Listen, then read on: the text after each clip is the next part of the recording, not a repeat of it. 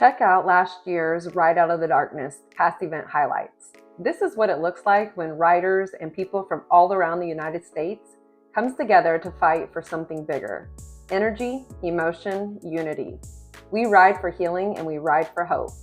We always start the morning off with friends, breakfast, and of course registration.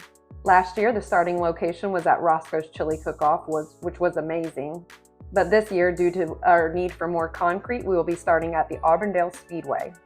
We are then escorted by law enforcement and the Infidels Motorcycle Club along with some other veterans and end up at the Sun and Fun for the big rally. Last year, we had over 500 in the ride line and over 2,000 at the rally.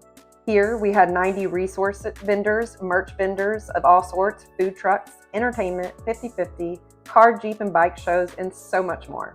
If you want to sponsor, vendor, volunteer, or just be part of the ride, check out the link tree.